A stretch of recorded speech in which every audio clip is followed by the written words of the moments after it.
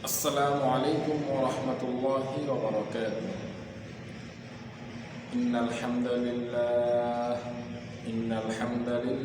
نحمده ونستعينه ونستغفره ونؤمن به ونتوكل عليه ونعوذ بالله من شرور أنفسنا ومن سيئات أعمالنا. من يهده الله فلا مضل له ومن يضلل فلا هادي له. ونشهد أن لا إله إلا الله ونشهد أن محمدا عبده ورسوله أرسله بالحق بشيرا ونذيرا وداعيا إلى الله بإذنه وسراجا منيرا. فأعوذ بالله من الشيطان الرجيم. بسم الله الرحمن الرحيم.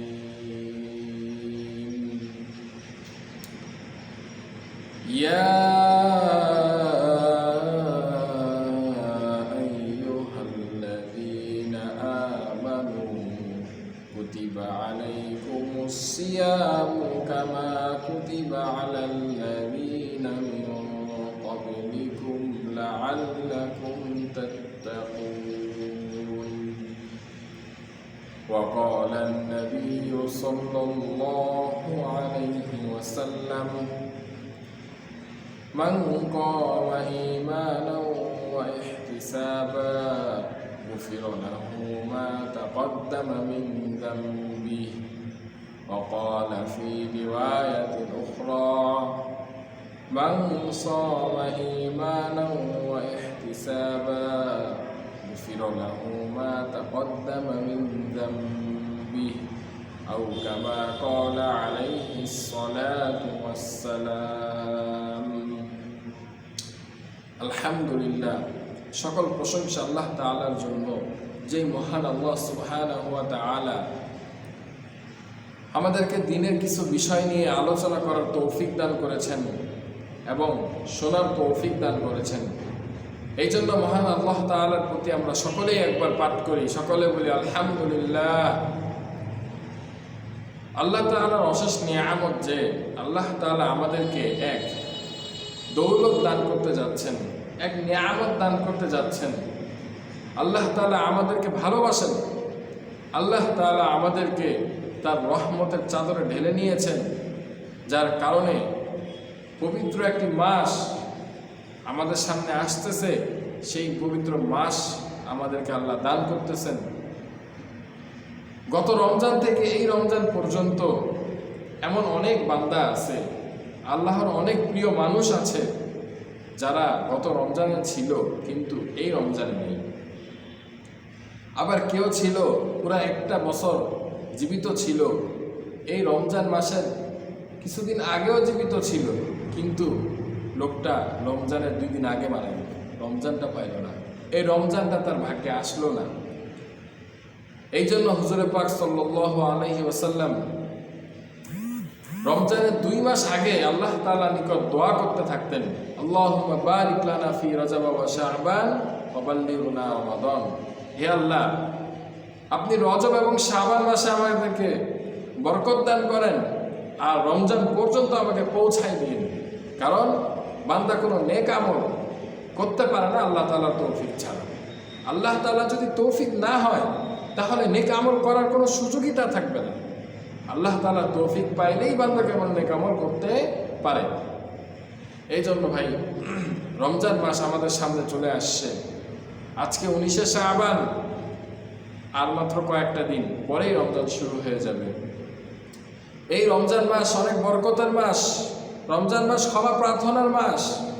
এই রমজান মাস তো সাধনার মাস। এই রমজান মাস আমাকে শিখায় কিভাবে ত্যাগ করতে হয়, কিভাবে কষ্ট করতে হয়, কিভাবে আল্লাহ ওয়ালা হওয়া যায়। এই রমজান মাস আমাদেরকে শিখায় কিভাবে মানুষের সাথে ভালো আচরণ করতে হয়, কিভাবে আল্লাহর সাথে সম্পর্ক তৈরি করতে হয়, আল্লাহকে ভালোবাসতে হয়। এই রমজান মাস আমাদেরকে শিখায়। সামনে এমন এক মাস আসতেছে যেই মাসের অপেক্ষায় আমরা দীর্ঘ একটা বছর ছিলাম। গত রমজানে আমাদের অনেকের মধ্যে আশা ছিল, হায় রমজানটা ভালো কাটাতে পারি নাই, নিজের গুনাহগুলোকে মাফ করতে পারি নাই, সামনের রমজানটা আল্লাহ তাআলা যদি ভাগ্যে রাখে ইনশাআল্লাহ আমার যে গুনাহগুলো ছিল এই গুনাহগুলোকে আমি মাফ করাই নেব ইনশাআল্লাহ। যে আমলগুলো গত রমজানে করতে পারি নাই, আল্লাহ যদি আমাকে আরেকটা রমজান মিলিয়ে দেয় তাহলে ইনশাআল্লাহ সেই আমলগুলো আমি আবার করব। গত রমজানে আমাদের অনেকের চিন্তা ছিল, হায় পুরো একটা মাস গেল আমি কোরআনের এক খতম দিতে পারি নাই, দুনিয়াবি ব্যস্ততার কারণে, পারিবারিক কারণে, সামাজিক কারণে, লেখাপড়ার কারণে, বিভিন্ন কারণে আমি ইবাদতে বেশি সময় দিতে পারি নাই, কোরআন শরীফ এক খতম দিতে পারি নাই। ইনশাআল্লাহ আগামী রমজান যদি আল্লাহ আমার ভাগ্যে রাখে তাহলে আমি এক খতম ইনশাআল্লাহ কোরআনে কারিম তেলাওয়াত করব। গত রমজানে অনেকের চিন্তা ছিল, এই রমজানে তো আমি দোয়া করে চোখের পানি ফেলতে পারি নাই, আল্লাহ তাআলার ভালোবাসা অর্জন করতে পারি নাই। গত রমজানে চোখের 2 ফোঁটা পানি ফেলে দোয়া করতে পারিনি আল্লাহর কাছে, দান সৎকা করতে পারি নাই, গরিব দুঃখী অসহায়দের প্রতি সহমর্মিতা দেখাইতে পারি নাই। গত রমজানে আমার অনেক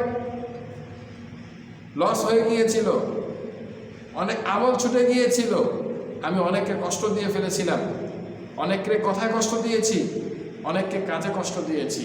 গত রমজানে আমরা এগুলো নিয়ত করেছিলাম অনেকেই, যে সামনে আরেকটি রমজান যদি আল্লাহ আমার ভাগ্যে নিয়ে আসে তাহলে আমি অবশ্যই আমার গুনাহগুলিকে মাফ করায় দিব। যেই কমতিগুলো গত রমজানে ছিল সেই কমতিগুলো ওকে ইনশাআল্লাহ এই রমজানে আমি দূর করে ফেলব। তো ভাই, আল্লাহ তাআলা তো দেখতে দেখতে আমাদের সামনে রমজানকে নিয়ে আসছেন, আল্লাহ আপনাকে আমাকে বাঁচায় রাখছেন, সামনে রমজান পর্যন্ত আমাকে হায়াত দিয়ে দিয়েছেন।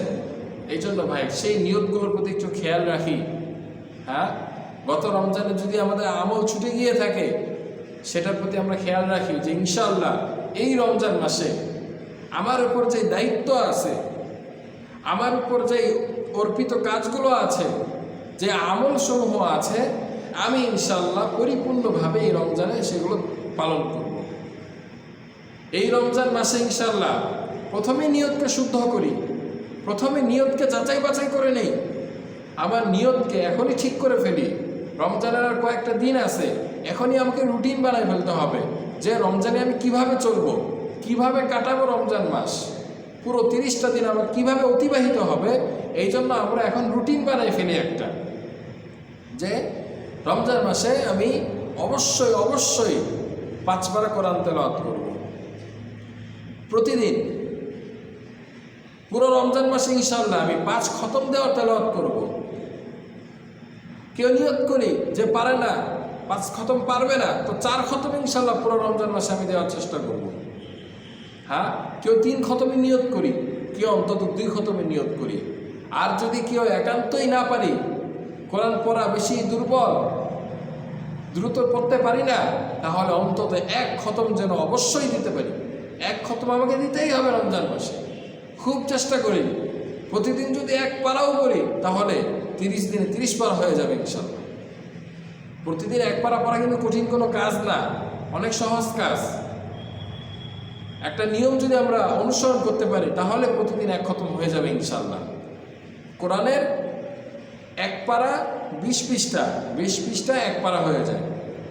তো আমাদের প্রতিদিন দিন প্রতি কয় ওয়াক্ত নামাজ? 5 ওয়াক্ত নামাজ। তো আমরা যদি প্রতি ওয়াক্ত নামাজের পরে 4 পৃষ্ঠা পড়ি, মাত্র কয় পৃষ্ঠা ভাই? 4 পৃষ্ঠা পড়ি। ফজরের পরে 4 পৃষ্ঠা পড়ি, জোহরের পরে 4 পৃষ্ঠা পড়ি, আসরের পরে 4 পৃষ্ঠা পড়ি, মাগরিবের পরে 4 পৃষ্ঠা পড়ি, আর এশারের পরে যদি 4 পৃষ্ঠা পড়ি তারা বিশেষ করে, তাহলে দেখবেন আমার 1 খতম অনায়াসে হয়ে যাবে পুরো রমজান মাসে। একদিন 1 পারা আমার হয়ে যাবে ইনশাআল্লাহ। একটু চেষ্টা করতে হবে, যদি সময়ের একটু হেরফের করতে হয় তো করি, মাগরিবের থেকে এশা পর্যন্ত লম্বা সময় তেলাওয়াত করি, হ্যাঁ, কয়েক পৃষ্ঠা পড়ে ফেলি, 7-8 পৃষ্ঠা পড়ে ফেলি মাগরিব থেকে এশা পর্যন্ত, যাদের একান্তে কোরআন শরীফ দুর্বলতা আছে।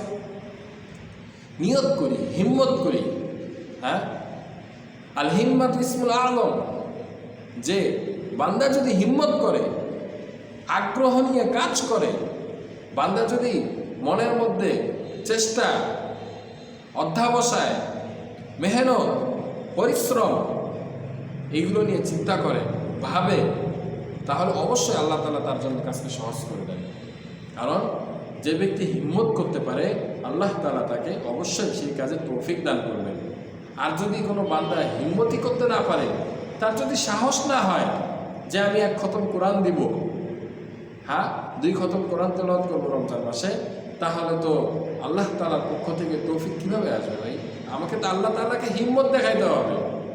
আল্লাহ তাআলাকে আমি পারি, আমি চেষ্টা করতেছি, আমি পারি আর না পারি, কিন্তু আমি যদি চেষ্টা দেখাই দিই আল্লাহ তাআলাকে, অবশ্যই আল্লাহ আমাকে সফলতা দান করবেন, আমার কাজ পর্যন্ত আমাকে পৌঁছায় দিবেন।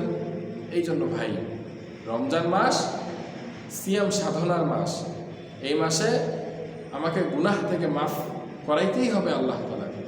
আমার জীবনে যত গুনাহ ছিল, সমস্ত গুনাহ থেকে আমাকে অবশ্যই মাফ করাই ফেলতে হবে এই রমজান মাসে। ইনশাল্লাহ আমরা ধাপে ধাপে আরও অনেক আলোচনা করব। তো প্রথমে ভাই আমরা সবাই নিয়তকে ঠিক করে নিই। সবাই একটু ভাবি, চোখটা বন্ধ করে একটু ভাবি যে এই রমজান মাসে ইনশাল্লাহ আমি সব গুনাহ থেকে হেফাজত থাকবো। এই রমজান মাসে আমি চোখের গুনাহ করব না ইনশাল্লাহ। এই রমজান মাসে আমি কানের গুনাহ করব না ইনশাল্লাহ। এই রমজান মাসে আমি 2 হাতের গুনাহ, 2 পায়ের গুনাহ, লজ্জাস্থানের গুনাহ, কোনো গুনাহ করব না ইনশাল্লাহ। এই রমজান মাসে অবশ্যই আমি আল্লাহকে সন্তুষ্ট করেই ছাড়ব। আমার উপর যাতে আল্লাহ খুশি হয়ে যায়, আমি এই চেষ্টা ইনশাল্লাহ করেই ছাড়বো। এবার এই রমজান মাসে ইনশাল্লাহ কোনো রাতে আমার তাহাজ্জুদ মিস হবে না ইনশাল্লাহ। এই রমজান মাসে আমি প্রতি রাতে তাহাজ্জুদ পড়বো ইনশাল্লাহ। এই নিয়ত করি আমি, হ্যাঁ 20 রাকাত প্রতিদিন তারাবির নামাজ পড়ব, নামাজকে বাদ দিব না। একটু যদি কষ্ট হয় বসে নামাজ পড়ব, তারপরও 20 রাকাত নামাজ শেষ করব, কিন্তু তারাবির নামাজকে বাদ দিব না ইনশাল্লাহ। সর্বাত্মক চেষ্টা করব খতম তারাবি পড়ার জন্য, যাতে কোরআন খতম আমি নিজেও করব এবং তেলাওয়াত শুনে শুনেও একটা খতম যাতে আমার হয়ে যায়, সে চেষ্টা করব। তাহলে আল্লাহ তাআলা আমাকে তৌফিক দান করবেন। বেশি বেশি নফল নামাজ আদায় করার চেষ্টা করবে এই রমজান মাসে। যত বেশি নফল নামাজ আদায় করতে পারি তত বেশি সওয়াব। কারণ এই রমজান মাসের একটা নফল আদায় করা অন্য মাসের একটি ফরজ আদায় করার সমান। আর এই রমজান মাসে একটি ফরজ আদায় করা অন্য মাসের 70টি ফরজ আদায় করার সমান সওয়াব আল্লাহ তাআলা দান করে থাকেন। আল্লাহ তাআলা তো দেওয়ার জন্য বসে আছেন, কিন্তু আমরা নিতে চাই না। আল্লাহ তাআলা তো অনেক ফজিলত দান করছেন, অনেক ফজিলত দিয়েছেন এই রমজান মাসে, কিন্তু আপনার আমার দুর্বলতার কারণে, গাফলতির কারণে, উদাসীনতার কারণে আমরা আল্লাহ তাআলা থেকে এই ফজিলতগুলো নিতে পারি না। আমরা চেষ্টা করলেই সম্ভব, ইনশাআল্লাহ আমরা পারব। তাহলে ভাই বলতেছিলাম যে গুনাহ করব না এই নিয়ত করে ফেলি। আমরা রমজানের আগে 5 ওয়াক্ত নামাজ অনেকে পড়তে পারতাম না, সময়ের অবহেলার কারণে, সময় দিতাম না নামাজে, ব্যবসার কারণে, পারিবারিক চাপের কারণে, সামাজিক বিভিন্ন ব্যস্ততার কারণে আল্লাহ তাআলার পক্ষ থেকে নির্ধারিত যে ফরজ নামাজ ছিল 5 ওয়াক্ত, ওই নামাজ আমি পড়তে পারতাম না। ইনশাআল্লাহ এই রমজান মাসে আমি ইনশাআল্লাহ 5 ওয়াক্ত নামাজ ছাড়ব না। এখন থেকেই চেষ্টা করবো রমজান মাসে 5 ওয়াক্ত নামাজ আমি ছাড়ব না। ফজর, জোহর, আসর, মাগরিব, এশা প্রতি ওয়াক্ত নামাজ জামাতের সাথে আদায় করার চেষ্টা করবো ইনশাআল্লাহ। এই জন্য হিম্মত করি ভাই, হিম্মত করি। কথাগুলো তো আমার নিজ থেকে বলা নয়, এগুলো কোরআন হাদিসেরই কথা। হ্যাঁ, হিম্মত করি আমরা, কারণ আমি যদি পারি আমার সফলতা, আমি যদি করতে পারি আমাকে আল্লাহ ফজিলত দান করবেন। এই জন্য আমার জান্নাত আমার অর্জন করতে হবে, জাহান্নাম থেকে মুক্তি পাওয়ার জন্য আমাকে চেষ্টা করতে হবে, আল্লাহ তাআলাকে সন্তুষ্ট করার জন্য আমাকে চেষ্টা করতে হবে। অন্যজন চেষ্টা করলে আমার উপর আল্লাহ সন্তুষ্ট হয়ে যাবেন, তার উপর আল্লাহ সন্তুষ্ট হবেন। অন্যজন নামাজ পড়লে আমার নামাজ মাফ হয়ে যাবে না, আল্লাহ আমার নামাজের হিসাব নেবেন কিয়ামতের মধ্যে। আমি যতই ব্যস্ত থাকি না কেন, আমার যতই কাজ থাকুক না কেন, আমাকে সময় বের করে হলেও 5 ওয়াক্ত নামাজ পড়তেই হবে। রমজানেও যেমন ফরজ, রমজানের বাইরেও 5 ওয়াক্ত নামাজ ফরজ, নামাজ পড়তেই হবে আমাকে, যতই কাজ থাকুক না কেন আমার। যদি আমি অবহেলার কারণে না পড়ি, তাহলে অবশ্যই আল্লাহ তাআলার কাছে জবাবদিহিতা করতে হবে। তো ভাই, রমজান মাস সামনে আসতেছে, আমরা আমলের নিয়ত করি ভাই। যদি নিয়ত করতে পারি, প্রথমে আমি এই জন্য এতগুলো কথা বলতেছি, আগে নিয়তকে শুদ্ধ করি, আগে নিয়ত করতে হবে, নিয়তকে পাকা করতে হবে। কারণ যদি নিয়ত করতে পারি, তাহলে আল্লাহ তাআলা আমলের সুযোগ দান করবেন। কারণ নিয়ত করলেও সওয়াব, আমলে যদি সুযোগ নাও হয়, এরপরও যদি নিয়ত করে বান্দা, আল্লাহ তাআলা সওয়াব দান করবেন।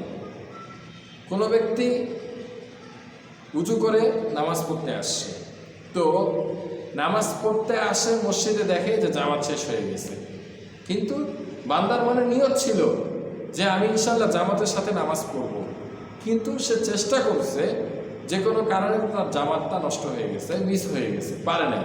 আল্লাহ তাআলা তাকে ওই জামাতে সওয়াব দান করবেন, কারণ বান্দা নিয়ত করছে, আর ওই নিয়তের কারণে আল্লাহ তাআলা তাকে আমল করার সুযোগ দিয়ে দিবেন, সওয়াব দান করবেন ইনশাআল্লাহ।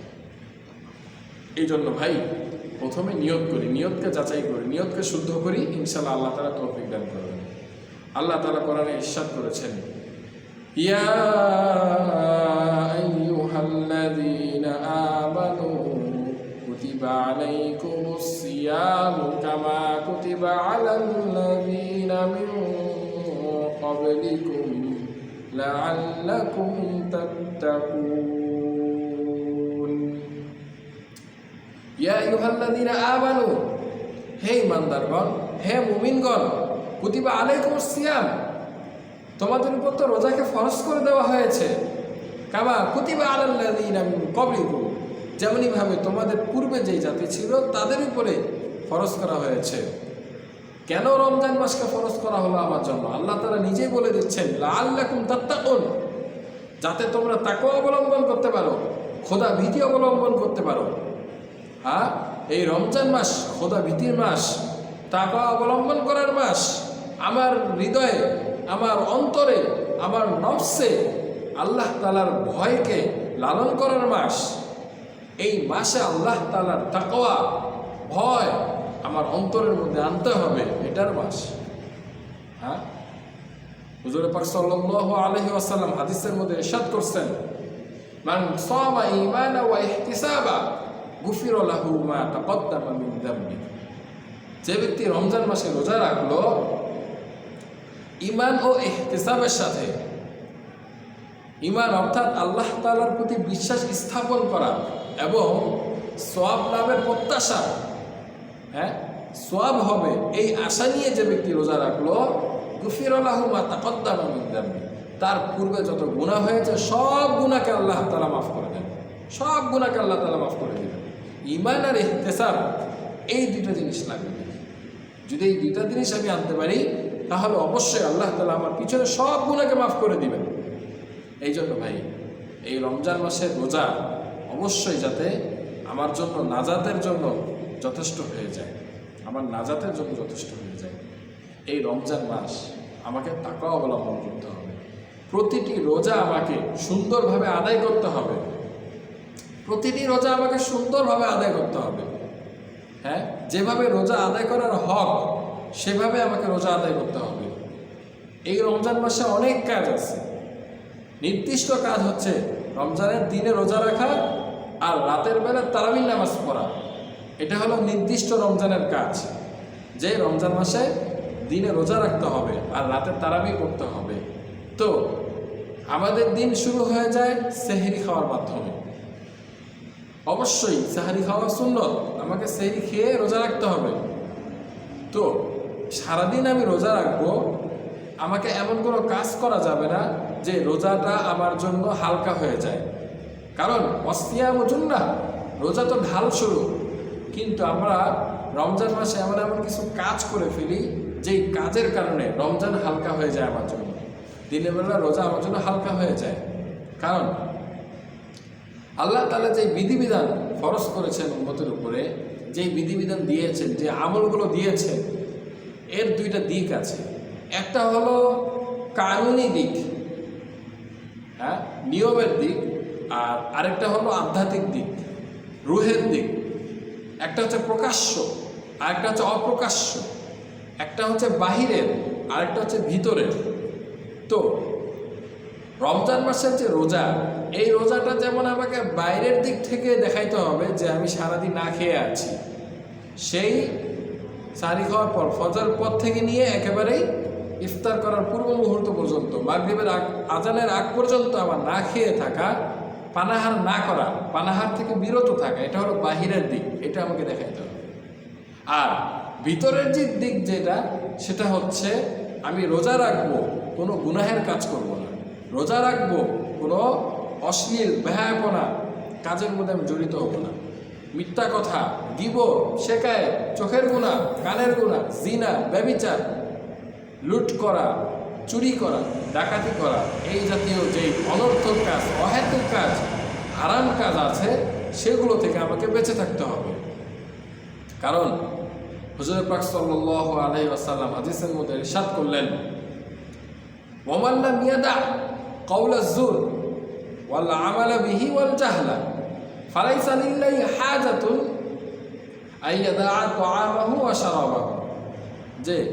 যে ব্যক্তি রমজান মাসে মিথ্যা কথা, অশ্লীল কাজ, বেহায়াপনা কাজ, মূর্খতা স্বরূপ আচরণ, এগুলোকে ছাড়তে পারলো না, এগুলোকে ত্যাগ করতে পারলো না, এইগুলোকে রমজান মাসে করলো, তো ফালাইসা লিল্লাহি হাজাতুন, তাহলে আল্লাহ তাআলার কোনোই প্রয়োজন নাই আইয়াদা তাআমাহু ওয়া শারাবাহু, সে দিনের বেলা খাবারকে, পানাহারকে ছেড়ে দেয়, আল্লাহ তাআলার কোনো প্রয়োজনই নেই এটার। তো ভিতরের দিকটা আমাকে ঠিক করতে হবে। আমার যদি ভিতরের দিক ঠিক হয়ে যায়, তাহলে আল্লাহ তাআলা আমার বাইরের দিকটাকে কবুল করে নেবেন। কিন্তু আমার যদি ভিতরের দিক কপটতা থাকে, ভিতরের যদি আমার ভালো কাজ না থাকে, তাহলে আল্লাহ তাআলা বাইরের যে না খেয়ে আসি সেটাকে কবুল করবেন না। ঠিক আছে ভাই, না খেয়ে থাকার নামই রোজা না, বরং রোজা তো আমার জন্য মুক্তির ঢাল স্বরূপ। আর মুক্তি পাইতে হলে শুধু না খেয়ে থাকলে রোজা হয়ে যাবে?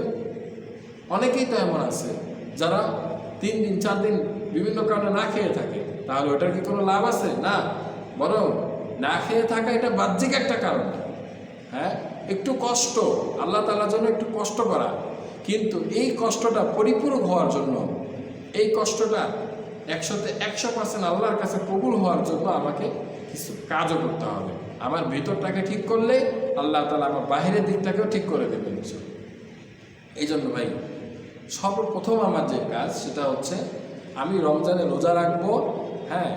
এই রোজাটা আমার যাতে পরিপূর্ণ হয়, এই রোজার মধ্যে যাতে কোনো কমি খামি না হয়। ঠিক আছে ভাই, পুরো দিনে আমাকে কোনো মিথ্যা কথা বলা যাবে না, গুনাহের কাজে জড়িত হওয়া যাবে না, খেলা দেখা যাবে না, খেলা দেখে সময়কে নষ্ট করা যাবে না, তাহলে বরকত নষ্ট হয়ে যাবে রমজান মাসে। টিভি দেখা, সিনেমা দেখা, নাটক দেখা, মুভি দেখা, অহেতুক অশ্লীল গান শোনা, মিথ্যা কথা বলা, জিনা করা, চুরি করা, অন্যের সাথে খারাপ আচরণ করা, অন্যের জমিকে লুট করে নেওয়া, চুরি করা, ডাকাতি করা, যেই খারাপ কাজগুলো সমাজের মধ্যে আছে, আমি ওই খারাপ কাজগুলো থেকে বেঁচে থাকি। অবশ্যই আল্লাহ তাআলা আমাকে রমজানের রোজাকে কবুল করে নেবেন। আমি একটু হিম্মত করি, চেষ্টা করব, কারণ এই রমজান মাস এমন একটা মাস, এই রমজান মাস আমাকে শিখাবে যে বাকি 11টা মাস আমাকে কিভাবে চলতে হবে। এই রমজান মাসে আমি চেষ্টা করব গুনাহ থেকে বেঁচে থাকব, বাকি 11টা মাস ইনশাআল্লাহ আল্লাহ তাআলা আমাকে বাঁচায় রাখবেন, আল্লাহ তাআলা আমাকে সমস্ত গুনাহ থেকে হেফাজত করবেন। এই একটা মাস আমাকে কষ্ট করতে হবে। দিনের বেলা রোজা, তো রাতের বেলা তারাবি পড়তে হবে আমাকে। হুজুর পাক সাল্লাল্লাহু আলাইহি ওয়াসাল্লাম হাদিসের মধ্যে ইরশাদ করছেন, মান কামা রমাদানা ঈমানা ওয়া ইহতিসাবা গুফিরা লাহু মা তাকদ্দামা মিন যামবি। যে ব্যক্তি রমজানের রাতে এশারের পর, এশার নামাজের পর তারাবির নামাজ আদায় করলো, 20 রাকাত তারাবির নামাজ পড়লো ইমানের সাথে, ইহতিসাবের সাথে, সওয়াব লাভের আশায়, তাহলে আল্লাহ তাআলা তার পূর্বের সমস্ত গুনাহকে মাফ করে দেন। তো তারাবি নামাজে আমাকে অবশ্যই শরীক হতে হবে। দিনের বেলা রোজা, রাতের বেলা আল্লাহ তাআলা সামনে দণ্ডায়মান হওয়া, আল্লাহ তাআলাকে দেখায় দেওয়া যে আল্লাহ, আমি দিনের বেলায়ও তোমার জন্য কষ্ট করেছি, রাতের বেলায়ও ঘুম বাদ দিয়ে তোমার সামনে দাঁড়িয়ে নফল নামাজ আদায় করতেছি। তারাবির নামাজ ওলামায়ে কেরামের মতে সম্মতিক্রমে সুন্নতে মুআক্কাদা। আমরা যদি গাফলতি এবং উদাসীনতার কারণে এই নামাজকে ছেড়ে দেই, অবশ্যই গুনাহ হবে, অবশ্যই গুনাহ হবে। নামাজকে ছেড়ে দেওয়ার তো কোনো প্রশ্নই আসে না। আমাকে সর্বাত্মক চেষ্টা করতে হবে খতম তারাবি পড়ার জন্য। যেখানে যে মসজিদে খতম তারাবি হয় সেখানে গিয়ে আমি জামাতে নামাজ পড়ব, আমার কোরআন খতম শোনার সওয়াব হবে, নামাজের সওয়াব হইতে থাকবে। এখন তো ভাই 8 রাকাত আর 20 রাকাতের অনেক ঝামেলা চলতেছে, অনেক ইখতিলাফ চলতেছে, কিন্তু দালিলিকভাবে বিশ্লেষণ করলে দলিল প্রমাণের সাথে এটাই প্রমাণিত হয় যে তারাবির নামাজ 20 রাকাত, তারাবির নামাজ 8 রাকাত নয়। এই নিয়ে অনেক আলোচনা আছে, থাকবে, হইতেই থাকবে। হ্যাঁ, কেউ 8 রাকাতের মধ্যেই থাকবে, কেউ 20 রাকাতের মধ্যেই থাকবে। কিন্তু আল্লাহ তাআলা যাকে সঠিক বুঝ দান করছেন, আল্লাহ তাআলা যাকে হিকমত দান করছেন, প্রজ্ঞা দান করছেন, যাকে বুঝার তৌফিক দান করছেন, হ্যাঁ, তাদেরকে আল্লাহ তাআলা 20 রাকাত নামাজের উপরেই রাখবে। কিন্তু যারা গোরামি বশত, হটকারিতা বশত, অহংকার বশত 8 রাকাতকেই সাব্যস্ত করতে চায়, হ্যাঁ, 8 রাকাত পড়তে চায়, তাদের কথা আল্লাহ তাআলাই ভালো জানেন, আল্লাহ তাআলাই তাদের বিচার করবেন, তাদের ব্যাপারে আমাদের কোনো কথা নাই। কিন্তু দালিলিকভাবে এটাই প্রমাণিত যে তারাবি নামাজ 20 রাকাত। তো রমজান মাসে এই তারাবি নামাজ 20 রাকাত না 8 রাকাত, এগুলো নিয়ে আলোচনা, পর্যালোচনা, মারামারি, সময় নষ্ট করা, এগুলো ঠিক না।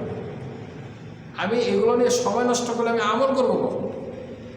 যেহেতু হক্কানি ওলামায়ে কেরামের থেকে আমরা জেনে ফেলেছি যে তারাবি নামাজ 20 রাকাত, বাস 20 রাকাত, 20 রাকাতই আমি করবো, 8 রাকাতের ধার আমি 20 রাকাতই করবো ইনশাআল্লাহ। আমাদের এলাকার মসজিদগুলোতে 20 রাকাতই হচ্ছে, আমি কেন ঝগড়া করতে যাব? তারাবি নামাজ কয় রাকাত? অবশ্যই আমি 20 রাকাতই করবো। ফিতনা আমরা সৃষ্টি করবো না ভাই।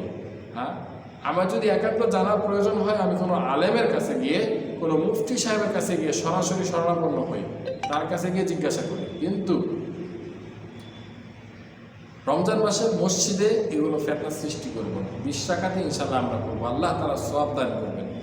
আল্লাহ তাআলা আমার নামাজকে দেখতেছেন, আল্লাহ তাআলা দেখতেছেন আমাকে, আল্লাহ তাআলা সওয়াব দান করবেন। তো ভাই, প্রথমে বললাম যে রমজানের রোজাকে ঠিক মতো রাখা, আর দ্বিতীয়ত তারাবির নামাজকে আমার ঠিক মতো আদায় করা।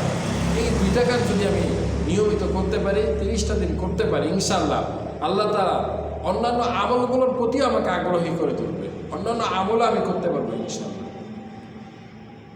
এই রমজান মাসে সবচেয়ে বড় একটা আমল যেটা অতি সহজে আমাদের হয়ে যায়, সেটা হলো তাহাজ্জুদ নামাজ। কারণ ওই সময় আমরা সেহরির জন্য উঠি, সাহরি খাওয়ার জন্য আমরা ওই সময় উঠি। তো পুরো সময়ে যদি আমরা খেয়ে সময়টাকে কাটাই দেই, তাহলে তো ফজর আজান দিয়ে দিবে, তাহাজ্জুদের ওয়াক্ত শেষ হয়ে যাবে, তাহাজ্জুদের নামাজ আর পড়তে পারবো না। এই জন্য অতি দ্রুত খাবার দাবার শেষ করে অবশ্যই আমাকে তাহাজ্জুদ নামাজে মনোনিবেশ করতে হবে। বাকি 11টা মাস আমি ঘুমের চাপের কারণে তাহাজ্জুদ নামাজ পড়তে পারি নাই, কিন্তু এই একটা মাস অবশ্যই আমি তাহাজ্জুদে অভ্যস্ত হওয়ার চেষ্টা করি। আমি প্রতিটা দিন, হ্যাঁ, 30টা রাতেই আমি তাহাজ্জুদ পড়ার চেষ্টা করি। এই 30টা রাত যদি আমি তাহাজ্জুদে অভ্যস্ত হয়ে যাই, দেখবেন রমজানের পরেও তাহাজ্জুদ নামাজ আমার মিস হবে না ইনশাআল্লাহ। কারণ আমার অভ্যাস হয়ে গেছে যে গভীর রাতে ওঠার। দেখবেন আল্লাহ তাআলা আমাকে আপনাকে ওই গভীর রাতে রমজানের পরেও জাগায় দিবেন, চোখ খুলে দিবেন, আমার ঘুম ভেঙে যাবে। আল্লাহ তাআলা আমাকে তাহাজ্জুদ পড়ার সুযোগও দিয়ে দিবেন যদি আমি আমলে অভ্যাস করি। এই রমজান মাস তো শুধু রোজা রাখার জন্য না, এই রমজান মাসে অনেক আমল অভ্যাসে নিয়ে আসার মাস। অনেক আমল আমাকে অভ্যাসে নিয়ে আসতে হবে। যেমন অপ্রয়োজনীয় কাজ করা, সময়কে নষ্ট না করা, গুনাহের কাজ করা, এইগুলো থেকে যদি আমরা বিরত থাকি, তাহলে এই রমজান মাসে বিরত থাকতে পারলে আগামী রমজানের পরেও এই কাজগুলো থেকে আমরা বিরত থাকতে পারবো। তখন আমাদের মনেই এই কথাগুলো আসবে যে না, আমাকে তো সময় নষ্ট করা যাবে না, আমাকে তো অপ্রয়োজনীয় কাজ করা যাবে না, আমাকে তো গুনাহের কাজ করা যাবে না। আমি আল্লাহ তাআলা সন্তুষ্টির জন্য রমজানে এগুলো থেকে বিরত থেকেছি, ইনশাআল্লাহ রমজানের পরেও আমি এগুলো থেকে বিরত থাকবো। এই নিয়ত, এই হিম্মত আমার মনের মধ্যে তৈরি হয়ে যাবে। কারণ এই রমজান মাসে আমাকে আমলের অভ্যাস করে তুলতে হবে। যদি আমল করি আমলের অভ্যাস হবে, কিন্তু যদি আমল না করি, তাহলে আমলের অভ্যাস কীভাবে হবে ভাই? আমল করতে হবে, তাহলে আমলের অভ্যাস ইনশাল্লাহ আমাদের তৈরি হয়ে যাবে। তো এক তো আমরা বলেছি রোজা, আর এক তো তারাবি বলেছি, আর তাহাজ্জুদের নামাজের কথা বললাম। ওই সময় যদি আমরা তাহাজ্জুদ করতে পারি, তাহলে আমাদের জন্য অনেক সওয়াব হবে, অনেক সওয়াব হবে। কারণ ওই সময় এমন একটা সময় আল্লাহ তাআলা এই দুনিয়ার আসমানে নেমে এসে ডাকতে থাকেন বান্দাকে, আছো কি কেউ তোমাদের গুনাহ মাফ করাইতে হবে? আমাকে বলো, আমি তোমার গুনাহ মাফ করে দিব। আছো কি কেউ তোমাদের রিজিক লাগবে, তোমাদের খাবার লাগবে? আমাকে বলো, আমি তোমাদের রিজিক দান করব। কারণ অনেক ঋণ হয়ে গেছে, ঋণ পরিশোধ করতে পারছো না, আমাকে বলো, আমি তোমার ঋণ পরিশোধ করে দেব। আল্লাহ তাআলা ওই রাতে ডাকতে থাকেন। আর রমজান মাস আসলে তো আরও গুরুত্বপূর্ণ। তো আমরা যদি ওই সময় তাহাজ্জুদ নামাজ পড়ি, 4 রাকাত 6 রাকাত নামাজ পড়ে আল্লাহ তাআলা নিকট দুইটা হাত তুলে চোখের পানি ফেলে চাইতে থাকি, আল্লাহ তাআলা আমার দোয়াকে ফেরত দিবেন না, আল্লাহ তাআলা আমার দোয়াকে কবুল করে নেবেন। এই জন্য তাহাজ্জুদ নামাজ মিস দেওয়া যাবে না। আমার যত চাওয়া, আমার যত আশা, আমি আল্লাহ তাআলাকে বলতে থাকি চোখের পানি ফেলে তাহাজ্জুদ নামাজে, দোয়া করতে থাকি। আল্লাহ, আমার মেধা নাই, আমি মেধার দুর্বলতার কারণে পড়া মুখস্থ রাখতে পারি না, পরীক্ষায় আমার ভালো ফলাফল হয় না। আল্লাহর কাছে চাই, আল্লাহ তাআলা আমাকে সাহায্য করবেন। আমার অনেক ঋণ, আল্লাহকে বলি, আল্লাহ আমার ঋণ পরিশোধের ব্যবস্থা করে দাও, আল্লাহ তাআলা ব্যবস্থা করে দিবেন। আমি অনেক দরিদ্র, আমার খাবার জোগাড় করতে অনেক কষ্ট হয়ে যায়, আল্লাহকে বলি, আল্লাহ তাআলা আমার অভাবকে দূর করে দিবেন। পারিবারিক সমস্যা, সন্তান আমার কথা শোনে না, আমার স্ত্রী আমার কথা শোনে না, আমার পরিবারে অশান্তি ঝগড়া লেগেই থাকে, বউ আর শাশুড়ির ঝগড়া লেগেই থাকে, আল্লাহ তাআলাকে বলি চোখের পানি ফেলে, আল্লাহ সংসারের মধ্যে স্বামী স্ত্রীর মধ্যে ভালোবাসা তৈরি করে দাও। তাহলে দেখবেন আল্লাহ তাআলা তোমাকে কবুল করে নেবে। আমার চাওয়াগুলো আমরা চাইতে থাকি আল্লাহর কাছে, আল্লাহ তাআলা অবশ্যই মুমিন বান্দার একটা দোয়া প্রতিদিন রমজান মাসে কবুল করেই থাকেন। আমার কোন দোয়া কবুল হয়ে যাবে আমি জানি না, আল্লাহ কবুল করেই নেবে ইনশাআল্লাহ। এই জন্য আমরা আমাদের মনের আশাকে চাইতে থাকি। আমি কোনো জুলুমের শিকার, কোনো জালিম আমার উপর জুলুম করতেছে, অন্যায় করতেছে, আমাকে চাপ দিয়ে রাখছে, আল্লাহ তাআলাকে বলি চোখের পানি ফেলে, আল্লাহ ওই জালিমকে তুমি শেষ করে দাও, ওই জালিমের জুলুম থেকে তুমি আমাকে বাঁচাও। আল্লাহ তাআলা আমাকে অবশ্যই বাঁচাই দিবেন, তবে আমার চেষ্টা লাগবে, আমার 2 ফোঁটা চোখের পানি লাগবে, তাহলে আল্লাহ তাআলা আমাকে ইনশাআল্লাহ হেফাজত করবেন, রক্ষা করবেন। তো তাহাজ্জুদ নামাজের গুরুত্ব এবং তাহাজ্জুদের নামাজের পরে কিছু সময় দোয়ার মধ্যে থাকি, আল্লাহ তাআলা ইনশাআল্লাহ কবুল করে নেবেন। আর 5 ওয়াক্ত নামাজ জামাতের সাথে অবশ্যই আমাকে রমজান মাসে করতে হবে। এই পুরো 30টা দিন যদি আমি 5 ওয়াক্ত নামাজ জামাতের সাথে পড়তে পারি, তাহলে রমজানের পরেও আল্লাহ তাআলা আমাকে 5 ওয়াক্ত নামাজ জামাতের সাথে আদায় করার সুযোগ করে দিবেন। কারণ 30টা দিন আমার অভ্যাস হয়ে গিয়েছে, আর এই অভ্যাস রমজানের পরেও বাকি থাকবে ইনশাআল্লাহ। শুধু আমার একটু চেষ্টা লাগবে। আর কোরআন তেলাওয়াত করি ভাই, শুরুতেই বলেছি আমরা এই রমজান মাস কোরআন নাজিলের মাস, শাহরুর রমাদান আল্লাযী উনজিলা ফীহিল কুরআন হুদাল লিন-নাস ওয়া বাইয়িনাতিন মিনাল হুদা ওয়াল ফুরকান। এই মাস তো ওই মাস যেই মাসে আল্লাহ তাআলা কোরআনকে নাজিল করেছেন, কোরআনে পাক এই মাসে নাজিল হয়েছে। হুদাল লিন-নাস, এই কোরআন আছে মানুষের জন্য, রাস্তা দেখায় দেওয়া শুরু, মানুষের জন্য পথ প্রদর্শক, অবাইনাতি মিনাল হুদা ওয়াল ফুরকান, এবং সঠিক রাস্তা, সত্য ও মিথ্যার মাঝে ফয়সালাকারী সুস্পষ্ট নিদর্শনাবলী এই কোরআন। তো এই কোরআন আমাকে তেলাওয়াত করতে হবে এই মাসে। প্রতিটা হরফে আল্লাহ তাআলা অনেক নেকি দান করবেন। রমজান মাসের গুরুত্ব এমনিই অনেক বেশি, এই জন্য আমাকে প্রতিদিন এই রমজান মাসে তেলাওয়াত করতে হবে। যদি এই রমজান মাসে আমি তেলাওয়াতের অভ্যাস করে ফেলতে পারি, তাহলে অবশ্যই আল্লাহ তাআলা রমজানের পরেও আমাকে কিছু হলেও তেলাওয়াত করার সুযোগ করে দিবেন। আমরা আগেই বলেছি রমজান মাস আমলকে অভ্যাস করানোর মাস। কোরআন তেলাওয়াতের অভ্যাস আমাকে বানায় ফেলতে হবে এই রমজান মাসে। 5 ওয়াক্ত নামাজ জামায়াতের সাথে পড়ার অভ্যাস এই রমজান মাসেই আমাকে তৈরি করে ফেলতে হবে। হ্যাঁ, রোজা রাখার একটা অভ্যাস এই রমজান মাসেই আমাকে তৈরি করে ফেলতে হবে। গুনাহ থেকে বেঁচে থাকার অভ্যাস এই রমজান মাসেই আমাকে তৈরি করে ফেলতে হবে।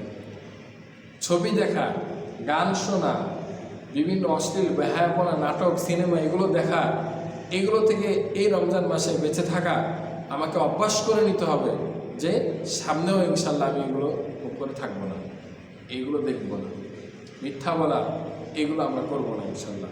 এই রমজান মাসে আমাকে আমলের অভ্যাস বানায় ফেলতে হবে। রমজান মাস যখন কাছে আসতে থাকে, শাবান মাস শেষের দিকে হতে থাকে, তখন ঘোষণা হতে থাকে যে ইয়া বাগিয়াল খায়র আকসির ওয়া ইয়া বাগিয়াশ শাররি, ইয়া বাগিয়াল খায়র আকবিল ওয়া ইয়া বাগিয়াশ শাররি আকসির, যে হে কল্যাণ অন্বেষী, হে কল্যাণ কামনাকারী, ইয়া বাগিয়াল খায়রি আকবিল, সুসংবাদ গ্রহণ করেন, সুসংবাদ গ্রহণ করেন। আর ওয়া বাগিয়াশ শাররি, হে অকল্যাণ অন্বেষী, অকল্যাণ কামনাকারী, আকসির, ধ্বংস হও, ঘোষণা হইতে থাকে। তো এই রমজান মাসে আমাকে কল্যাণের পথে যাইতে হবে, বেশি বেশি কল্যাণ কামনা করতে হবে আল্লাহ তাআলার পক্ষ থেকে, আল্লাহ তাআলার কাছে বেশি বেশি চাইতে হবে। তাহলে ভাই এই রমজান মাসে আমরা অবশ্যই রমজানের আগে আমাকে একটা রুটিন বানায় ফেলতে হবে। শাবান মাসের শেষের দিকে আমাকে রুটিন বানায় ফেলতে হবে যে রমজানের শুরু থেকে ইনশাল্লাহ আমার উন্নতি হতে থাকবে, আমার আমল বেড়ে যাবে, ইখলাসের সহিত আমার আমলকে করতে হবে। দিনভর রোজা রাখবো, রোজার মাঝে কোনো ত্রুটি করব না, সারাদিন গুনাহ থেকে বেঁচে থাকব। রাতের বেলা তারাবির নামাজ অবশ্যই 20 টাকা জামায়াতের সাথে আদায় করব। নিয়মিত কুরআন তেলাওয়াত করব, প্রতিদিন 1 পারা করে পড়ার চেষ্টা করব। যদি কেউ বেশি পড়ে আলহামদুলিল্লাহ, বেশি বেশি পড়ার চেষ্টা করব। রমজান মাস আমলের মাস, নিজেকে আমলের প্রতি লাগাই রাখবো। যত বেশি আমল করব তত বেশি আমার সওয়াব হবে। কারণ রমজান মাসে মানুষের ব্যস্ততা যত কম থাকে, অন্যান্য মাসে কিন্তু ব্যস্ততা অনেক বেশি থাকে। এই জন্য এই রমজান মাসে আমাকে আমলের প্রতি ধাবিত হইতে হবে, প্রতিযোগিতা করতে হবে। হ্যাঁ, আমার ভাই যদি 10 রাকাত পড়ে নফল নামাজ অতিরিক্ত, আমি 12 রাকাত পড়বো ইনশাআল্লাহ। আমি চোখের পানি ফেলে দোয়া করবো ইনশাআল্লাহ।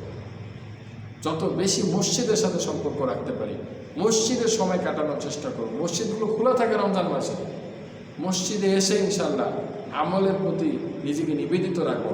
বাড়িতে থাকলে কোরআন তেলাওয়াতের সময় হবে না, ব্যস্ততা আসবেই। আমি মসজিদে এসে নফল নামাজ পড়ব, কোরআন তেলাওয়াতের সময় কাটাবো, তাহলে আমার রমজান মাসটা অনেক ভালো যাবে ইনশাল্লাহ। এছাড়াও অন্যান্য যে নফল আমলগুলো আছে, যেমন ইশরাক নামাজ, রমজানের আগেও অনেক গুরুত্বপূর্ণ, রমজানে তো আরও বেশি গুরুত্বপূর্ণ। ইশরাক নামাজ ইনশাল্লাহ আমরা সূর্য উদয় হওয়ার পরে যে 2 রাকাত বা 4 রাকাত নামাজ পড়া হয়, ওটাকে ইশরাক নামাজ বলে। ওই ইশরাক নামাজ পড়ার আমরা চেষ্টা করবো ইনশাল্লাহ। রমজান মাসে চাইলেই সম্ভব। ফজরের নামাজের পরে অনেকে বিশ্রাম গ্রহণ করেন, বিশ্রামের পরে 8টার দিকে উঠে অবশ্যই আমরা এই নামাজকে পড়ে ফেলব। মাগরিবের পরে অতিরিক্ত 6 রাকাত 8 রাকাত নামাজ আমরা পড়ি, নফল নামাজ পড়ি। ঘুমানোর আগে কিছু নফল নামাজ পড়ি, তেলাওয়াত করি। অর্থাৎ রমজানের 24টা ঘন্টা আমার একটা আমল দিয়ে সাজানো হবে, আমলে লিপিবদ্ধ থাকবে। পুরো রুটিনটা আমার 24 ঘন্টার রুটিন আমার আমলের মধ্যে থাকবে। কিছু সময় আমার তেলাওয়াত থাকবে, কিছু সময় আমার নফল নামাজ থাকবে। হ্যাঁ, কিছু সময় আমার কিছু দিনই বই পড়ার সুযোগ থাকবে। অর্থাৎ কিছু সময় আমি এমন বের করব যখন আমি ইসলামের কিছু বই পড়ব, অর্থাৎ যেমন নবীর জীবনী, সিরাত নিয়ে কিছু পড়ি। যারা আরবি পড়তে পারে তাহলে তো তারা আরবি পড়বে, মাদ্রাসা তালেবেলে ভাইগণ।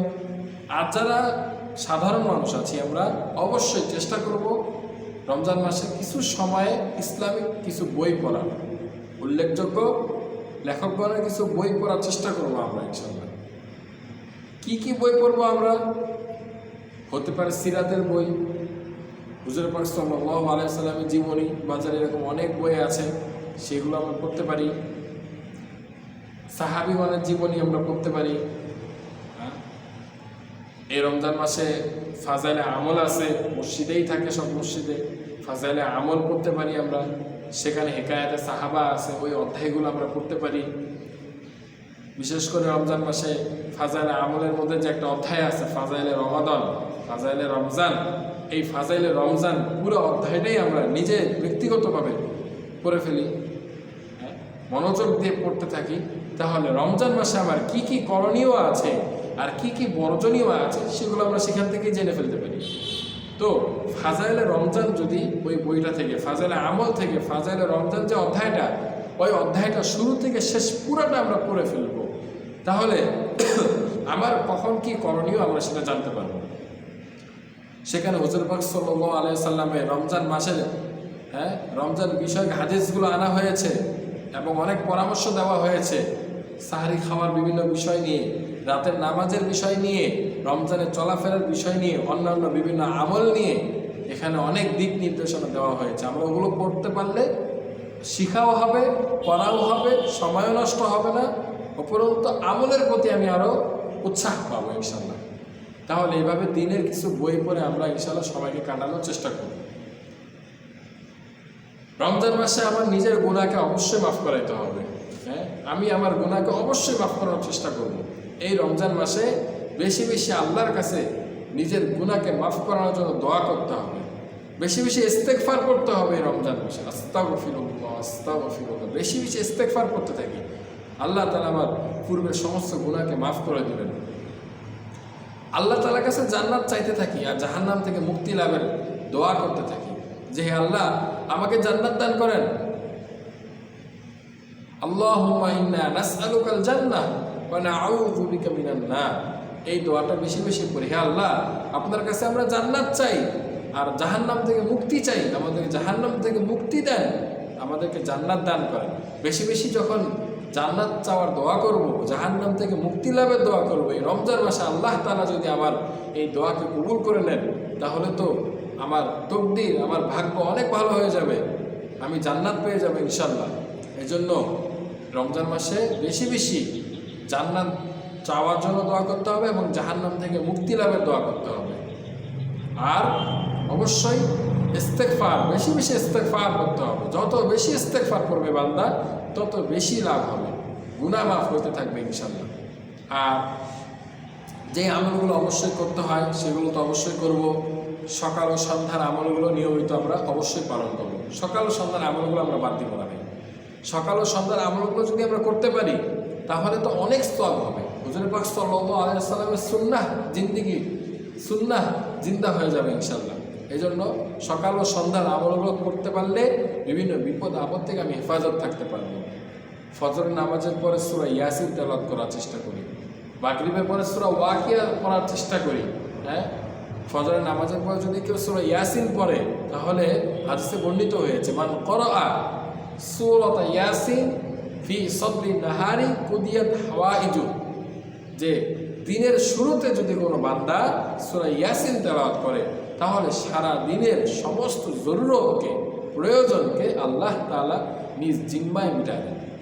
তো ভাই সূরা ইয়াসিন আমরা পড়ার চেষ্টা করি, মাগরিবের পর সূরা ওয়াকিয়া পড়ার চেষ্টা করি। যে ইবনে আব্বাস রাদিয়াল্লাহু তাআলা আনহু থেকে একটি হাদিস বর্ণিত আছে, যদি কোনো ব্যক্তি প্রতিদিন মাগরিবের পরে সূরা ওয়াকিয়া তেলাওয়াত করে আল্লাহ তাআলা কখনো তাকে অনাহারে রাখবেন না, দারিদ্রতা তাকে স্পর্শ করবে না, আল্লাহ তাআলা তাকে রিজিক যেভাবেই হোক ব্যবস্থা করেই দিবেন। এই জন্য বেশি বেশি আমাকে আমলে থাকতে হবে। মাগরিবের পর সূরা ওয়াকিয়া নিয়মিত তেলাওয়াত করি, রমজান মাসের সুযোগ আছে, সূরা ইয়াসিন প্রতিদিন ফজরের পরে পড়তে থাকি, দেখে দেখেই পড়ি, পড়তে পড়তে পড়তে পড়তে টানা 30 দিন যদি আমি পড়ি আমার অনেকটাই মুখস্থ হয়ে যাবে ইনশাল্লাহ। মাগরিবের পর সূরা ওয়াকিয়া পড়ি, পড়তে পড়তে পড়তে পড়তে আমার মুখস্থ হয়ে যাবে ইনশাল্লাহ। আর এশারের পরে অবশ্যই সূরা মুলক পড়ি, অর্থাৎ ঘুমানোর আগে অবশ্যই সূরা মুলক পড়ে আমরা যেন ঘুমাই। কারণ হাদিসের মধ্যে আসছে কোরআনে 30 আয়াত বিশিষ্ট এমন একটি সূরা আছে, ওই সূরা যদি কেউ নিয়মিত ঘুমানোর আগে পাঠ করে তাহলে আল্লাহ তাআলা তাকে জাহান্নাম থেকে মুক্তি দিবেন। এই সূরা আল্লাহ তাআলার সাথে তর্ক করবে যে কোনো আমলের কারণে বান্দা যদি জাহান্নামে চলেও যায়, এই সূরা আল্লাহ তাআলাকে সুপারিশ করবে, আল্লাহ আমাকে এই বান্দা প্রতিদিন নিয়মিত পাঠ করত, সে প্রতিদিন আমাকে সঙ্গ বানাইতো নিজে, সুতরাং তাকে জান্নাতে দেওয়ার আগ পর্যন্ত আমি সরব না, তাকে জান্নাতে দিতেই হবে। এই সূরা মুলক আমার জন্য সুপারিশ করবে।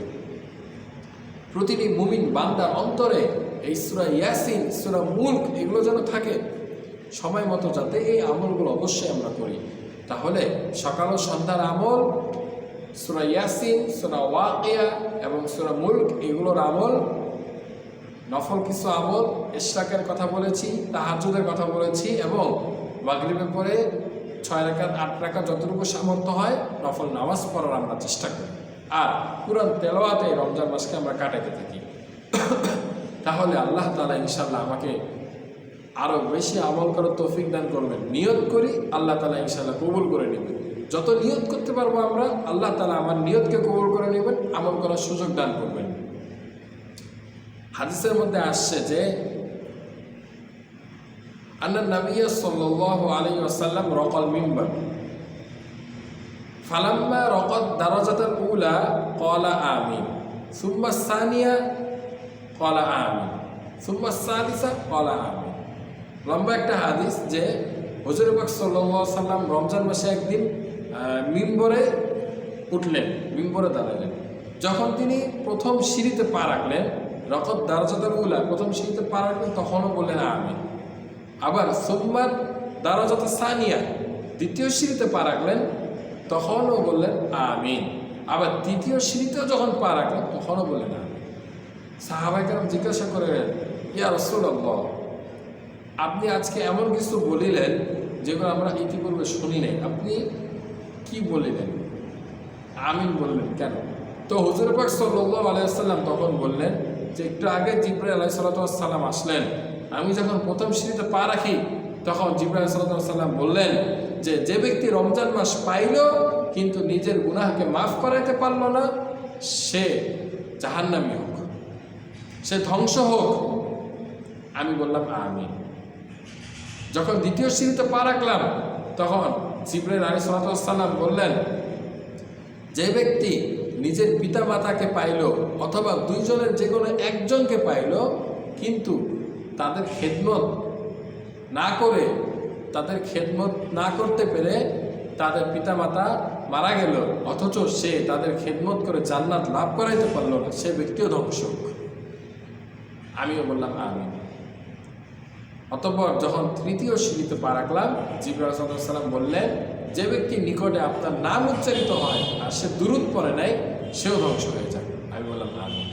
তো জিবরাইল আলাইহিস সালামের দোয়া এটাই তো কবুল হওয়ার জন্য যথেষ্ট।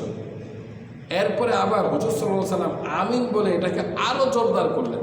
হ্যাঁ, এখন রমজান মাস পাইলাম, আমি আবার গুনাহকে মাফ করাতে পারলাম না, বরং এই রমজান মাসে আরও বেশি বেশি গুনাহ করলাম, তাহলে তো আমার ধ্বংস অনিবার্য। হ্যাঁ, আমার জন্য জাহান্নামের ফয়সালা হয়ে যাবে, আল্লাহ আমার প্রতি অসন্তুষ্ট হয়ে যাবেন। এই জন্য যে কোনোভাবেই হোক আমার সমস্ত গুনাহকে আমাকে মাফ করাইতেই হবে এবং সামনে কখনো আর গুনাহ করব না, এই তওবা ইস্তেগফার আমাকে করতে হবে যে ইনশাল্লাহ সামনে আর কোনোদিন গুনাহ করব না, আমি গুনাহকে ছেড়ে দেবো ইনশাল্লাহ, আমার বদ অভ্যাসগুলোকে আমি ছেড়ে দেবো ইনশাল্লাহ। আর যে ব্যক্তি পিতা মাতা কোনো একজনকে পাইল কিন্তু সে তাদের খেদমত করে জান্নাত লাভ করতে পারলো না, সেও তাতে ধ্বংস হয়ে যায়। এই জন্য পিতা মাতার খেদমত অবশ্যই করতে হবে। আমার পিতা, আমার মাতা অথবা উভয়জনের কেউ একজন আমার দ্বারা যেন কখনো কষ্ট না পায়। যদি কেউ কষ্ট পেয়ে যায় তাহলে আমার জন্য ধ্বংস অনিবার্য। হ্যাঁ, আমি আমার পিতামাতাকে পায়াও যদি আমি জান্নাত লাভ করতে না পারি, তাহলে আমার মতো হতভাগে পৃথিবীতে কেউ নেই। আমার বৃদ্ধ পিতামাতা আছে আর আমি তাদের খেদমত করলাম না, তাহলে আমার জন্য ধ্বংস। যাই হোক, এগুলো ভিন্ন বিষয়ের আলোচনা।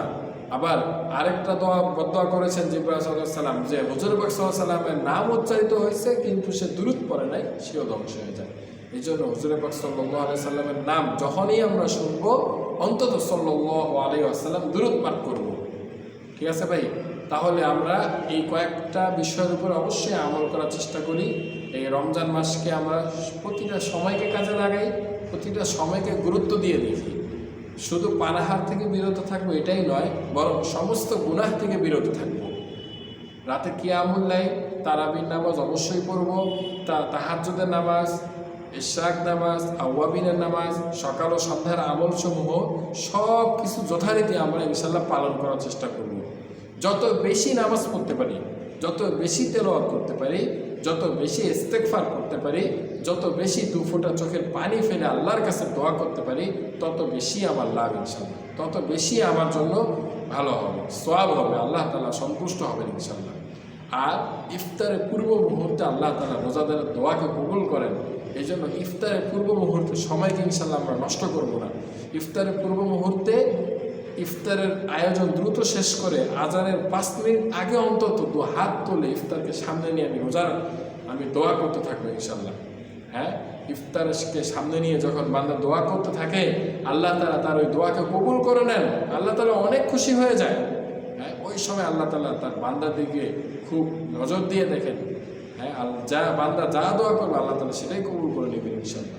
এই জন্য ইফতারের পূর্ব মুহূর্তে পুরো সময়টা ইফতারের জন্য ব্যস্ত না হয়, বরং দ্রুত সময়ের মধ্যে ইফতারের কাজ, খাবার দাবার সেরে আমরা ইফতারের সামনে দোয়া করতে বসে যাব। অন্তত 5 মিনিট যাতে আমরা আল্লাহ তাআলার কাছে 2 ফোঁটা চোখের পানি ফেলে দোয়া করতে পারি। আমার সমস্ত অভাব প্রয়োজন আল্লাহ তাআলার কাছে আমরা চাই, তাহলে আল্লাহ তাআলা ইনশাল্লাহ আমার সমস্ত প্রয়োজনকে মিটাই দিবেন, আদায় করে দিবেন ইনশাল্লাহ। আর একে অপরের প্রতি সহমর্মিতা দেখাই, কাউকে কষ্ট না দেই, প্রয়োজন ছাড়া অন্যের কোনো জিনিস না বলে ধরবো না, আমরা কখনোই না বলে ধরবো না। ঠিক আছে? যখনই কারো জিনিস নিব আমরা অনুমতি নিয়েই ধরব। যদি তিনি সামনে না থাকেন তো অবশ্যই, যদি খুব প্রয়োজন হয় নিয়ে অন্তত তার কাছে পরে অবশ্যই অনুমতি নিয়েই নিব, কিন্তু অনুমতি ছাড়া কখনো কারো জিনিস ব্যবহার কখনো করব না। অন্যের হক নষ্ট করব না। রমজান মাসে আমার স্ত্রীর উপরে, আমার পরিবারের উপরে বেশি কাজ দিব না, কারণ তারাও তো রোজাদার নাকি। আমাদের মা ও বোন যারা বাড়িতে আছেন তারাও তো রোজা রাখেন, ওই জন্য তাদের কাজকে আমাদের হালকা করতে হবে। শ্রমিক যারা কাজ করেন তাদের কাজকেও আমাদের হালকা করে দিতে হবে, যাতে তারা রোজা রাখেন এবং কাজের কারণে তাদের রোজা রাখতে কষ্ট না হয়ে যায়।